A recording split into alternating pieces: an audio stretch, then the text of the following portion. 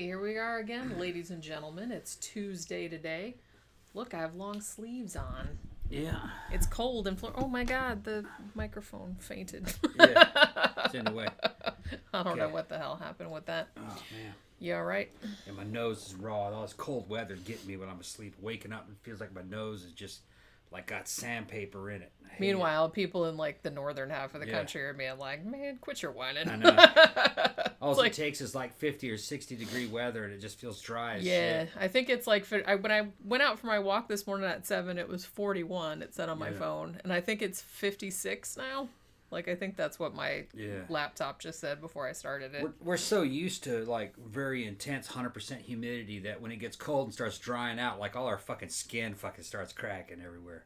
Well, mucus membranes start my skin cracks anyway. That's why I have lotion in literally like every room that I go in, like a big huge thing of lotion, because I'm always having to like fucking deal with that in my lips and my hands all the time. We've evolved into frogs. We're like amphibians now. Pretty much. Yeah. Although I will say that every time it's like it's cold outside, like when I went outside this morning, I was like, yay, because it was only 41, and I was like, yay, I'm cold. It's awesome. Yeah. It makes me a lot more energetic. You know what I mean? Because it being hot and humid here all the time, it just like kind of wears me out and makes me tired. But so when it's cold, I like actually feel like going outside doing stuff. Yeah, Michael's saying that I had to leave because I didn't want to listen to myself. I could see that happening. Yeah, like fuck it, I don't want to hear myself go. Well, you do that all the time. You're just kind of like, fuck it, I'm leaving. Yeah. When you don't want to talk anymore. Yeah, I'm sick of this. And then like I get sick of my own show. Sick of this shit. He's sick of his own show. No wonder we're losing subscribers. No, we're not. I know, I'm just talking. Like I said, I think this morning we were at 10,087, so we're almost to 10,100. 1.1, huh? Yeah. Yeah, 10, so it's like, it's kind of picking up. That's really cool. Yeah. But yeah. Okay. So, you want to start talking about this movie? Because this movie was a good movie.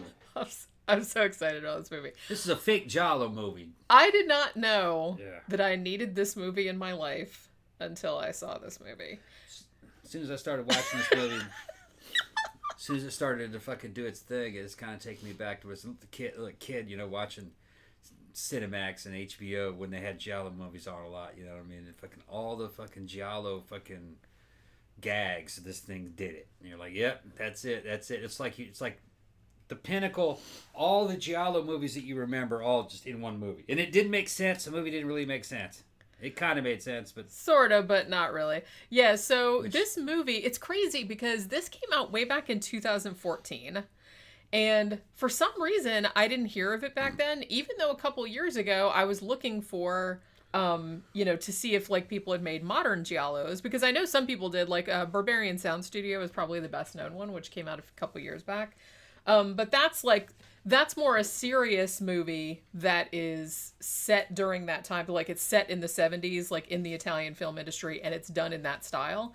This is more a parody, but it's not a parody in the same way that like Scary Movie is a parody of Scream. It's like a parody and an homage and also a giallo in its own right, but it's making fun of it, but not. It's like really hard to explain. It's just a recreation of giallo movies. I mean, this is a mostly American cast as far as I know, isn't it? They're Canadians. Canadian? Okay. Yeah, they're but Canadians. They're all dubbed like they're speaking Italian. It's fucking funny. And then like it tries to be as Italian. It's so good. It's so good. It tries to be as Italian 70s as possible. They put as many fucking nude women as that they can in it. They have dudes like slapping women around. Yeah, with slapping naked women around. Naked women in the background playing patty cake. I mean, they know you're fucking taking it to the extreme. Like for no reason. Yeah, it's just... Like, no one says anything about it. Yeah. It's just like, they'll be just like a naked woman in the back just because. Yeah, just because. And, and that... Cause I'm laughing again just thinking about it. 70s Italian. And they're all gorgeous, pretty much. Oh, my God. Which is like, that's totally Italian, too. I mean, Italian women... Or women got into Italian movies just because they were beautiful. Yeah, I mean, and even the ugly women had to be beautiful. Even the ugly. There's another T-shirt right there. So I wish I was like writing all these down. All right, we need to get an ugly woman back here. Yeah, you. Just beautiful woman. She's ugly. Yeah. Just put a black eye on her. Black out one. Put glasses on her. That makes her glasses. Ugly. She's ugly now. Now you're ugly. And pull her hair back in a ponytail. Yeah. Oh my god. But so yeah, It so made sense though, because they were bagging them all probably. well, yeah. So it's not like you're gonna fucking bring an ugly woman onto the set. They're just another good looking. Well, yeah, everybody's like, well, we don't want to look at a bunch of dogs around here. The fuck you think this is? This is Italy, man. This shit's got to be sexist, man. It's gotta be fucking sexist. Well, and I like that What they do you really think we're paying these women for? I know. They really fucking nailed that with this too. This movie, okay, like, I'm not sure, like, if you don't know anything about giallo movies, like, if you've never seen a giallo movie, I don't know if you'll find it funny. Like, you'll just be like, what the fuck did I just watch? Right, yeah. But somebody that's really into Italian horror, really into, and they make, like, a whole bunch of, like, little Easter eggs, like, particularly, like, Lucio Fulci, Dario Argento, Mario Bava. They make, like, all kind of, like, little wink nods to it, but not in a real obnoxious way. So if you're really, really into giallo movies, I was delighted by this fucking movie. It is just, so it came out, like I said, back in 2014. I'm surprised I hadn't heard of it up until now, because what the fuck, universe? Like, why isn't everybody, like, that's into giallo movies telling me about this movie? Why? I'm not even, like, totally in love with giallo movies, but I like this one because it takes the craziest shit about giallo movies and just keeps showing it to you. You're like, yeah. Here's one thing. We were kind of we weren't drunk when we were watching this, but we were, like, having a cocktail or whatever. I started laughing. And when it came on, like, because I was like, oh, it's a giallo parody. I was like, I gotta see that. Yeah. So Tom said before it even started, he's like, this better not make a goddamn bit of sense. Yeah. Yeah. And it didn't. It kind of does. But giallo movies kind of make sense too. Yeah. They just they force them to make sense. You can tell they're telling this tale as they go. Yeah. And then sometimes some of those giallo movies seem like it might be two movies that they forced into one. And then they kind of like... Which they kind of did with this one, too. Yeah, and then they kind of, like, arrange it to make a story, but when it's over, you're like, is that what they really intended from the beginning? Because that's not a really cohesive story. It's just a story they pulled out of their ass.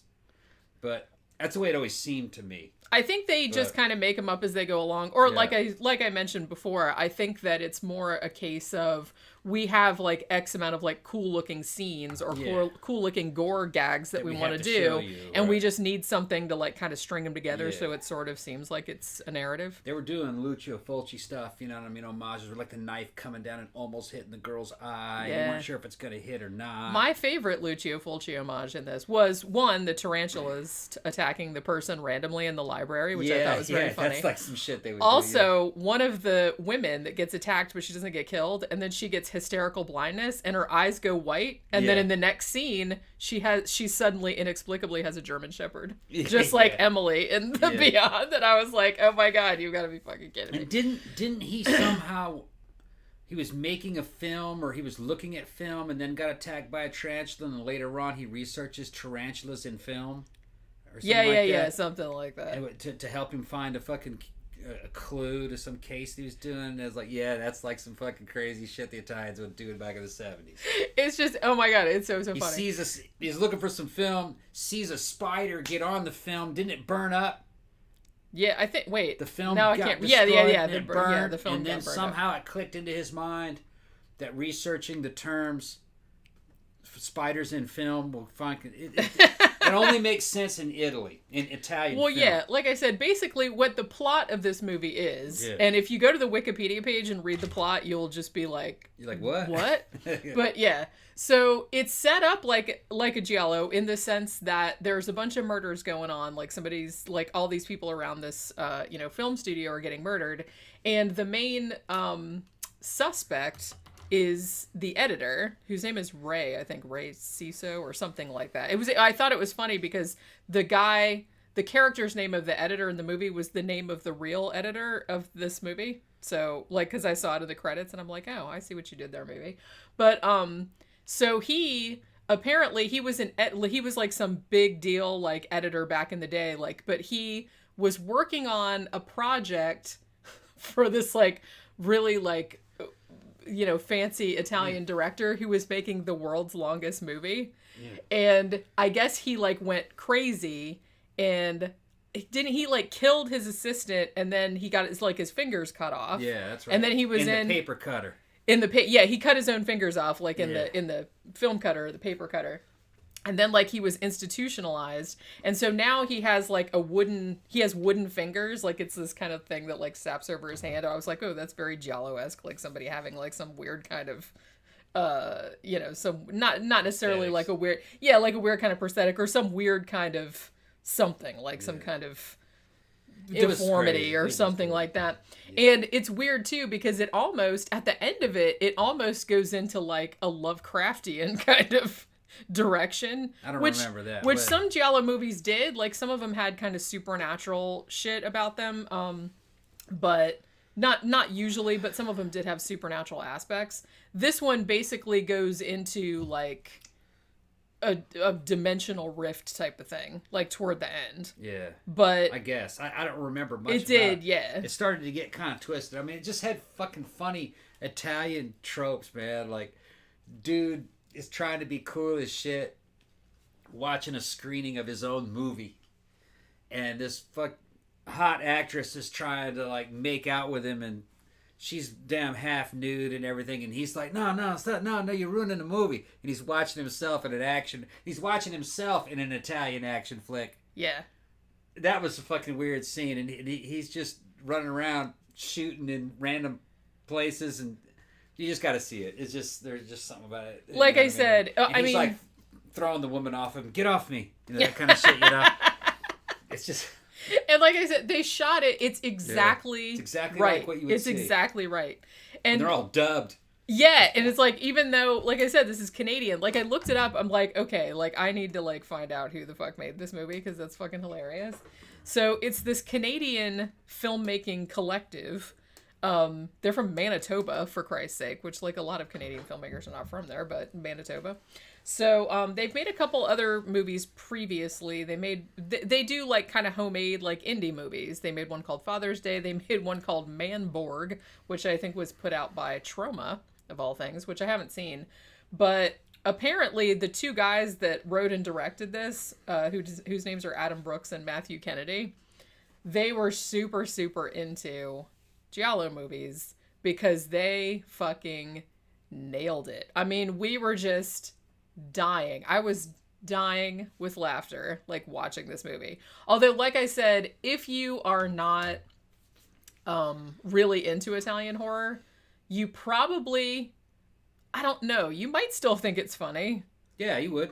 I would think you would think it's funny, but you will find it much, much funnier. It would just seem like a weird. It would just seem like a weird 70s, like a throwback or a copy of a weird 70s movie. Yeah. But it's 70s Italian, which if you haven't seen the 70s Italian, you might miss some of the jokes, but I don't think it would matter. I mean, everybody's got terrible afros and like terrible mustaches. Terrible clothes. And terrible clothes. Yeah. Everybody, like every single woman has her tits out for no reason. Yeah, she goes, excuse me. There's one scene where she just like walks in and her one tit is hanging out, and they're like, hey, your tit's hanging out. Oh my goodness, I didn't notice. You know what I mean? It's like all kind of shit like that. That's the way Italian movies were, and everything's just sexist. And they all get slapped around. Yeah, and then like the women fight back, and it's just... It's so funny. Yeah, that's it. And it's got like useless conversations. Eudokier is in it too. I have to say. Conversations that don't need to be in the movie. They're not there for any reason. Yeah. Because that's what they did. It's just, I mean, I was talking about it actually makes me want to watch it again. And if I remember correctly, weren't there like weird things like circular reasoning inside the arguments between two people where it wasn't resolved, but it kind of was, or pretty much. It was just shit about it. It's just the dialogue is the dialogue in certain places is like dubbed and poorly written and delivered in a 1970s style, and you're like, well, okay, yeah, that's the way a 70s movie was. Yeah, that's how I remembered at least some of it. And like I said, I mean, it's going by pretty fast when you're seeing it. It's hard. It was hard for you to remember everything because it was so stuffed with tropes, and it was so stuffed with homages to other movies. Like I said, not in a real like overt, like obnoxious kind of way. Like if you were just watching it and you had never seen those movies, you wouldn't really like see, like you wouldn't be like, oh, what the fuck is the importance of that? But the fact that they put it in there to somebody that's seen a bunch of them like me, and I was just kind of like, I saw what you did there. Oh, I saw what you did there. You know what I mean? Yeah. So it's like, but it has like charms beyond that, beyond being able to just like you know, be like, oh, that's a bird with a crystal plumage reference. That's, you know, that's House by the Cemetery reference. That's some other kind of shit there. So, you know, that said, okay, so if you're really into Italian horror, if you're really into giallo movies, then you really, really have to see this. And I don't understand, like, why I never saw this. Like, it came out like 6 years ago. And like I said, specifically, I really, really like even modern movies that are done in that style. There's not a lot. Even The Love Witch, which was on Shudder. This is on Shudder as well. They just added it.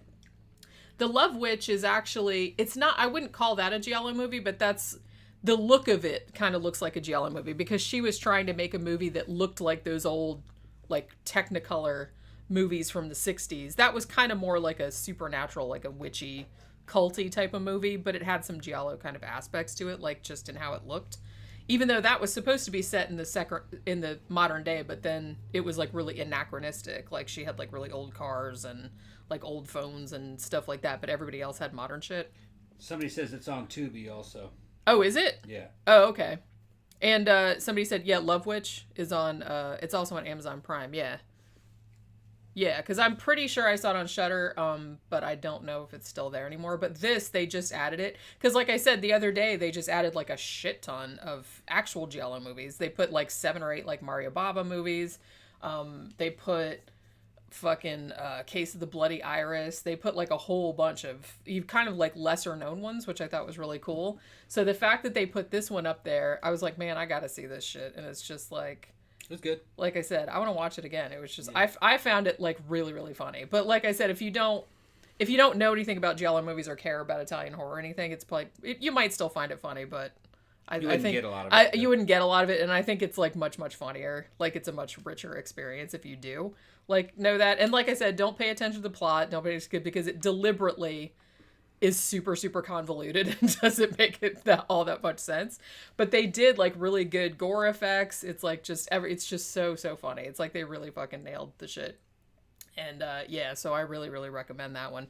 I think they added a new movie on Shudder, a French one maybe. So I don't know if we're going to be reviewing that, or maybe if we can't find another one, we'll probably be reviewing that one tomorrow. Like a Haitian zombie movie. Yeah, I think it's like a Haitian zombie movie. We'll see if that's any good. I'll watch the first few minutes. Because it's only got, they must have only just put it up because it only has like 3 skull reviews. Yeah. You know what I mean? So yeah, I guess we'll wrap this up for the day. So we'll be back again tomorrow talking about another movie. So as always, thanks everybody for dropping by. Have a good rest of your day. And we'll see you again tomorrow. Bye.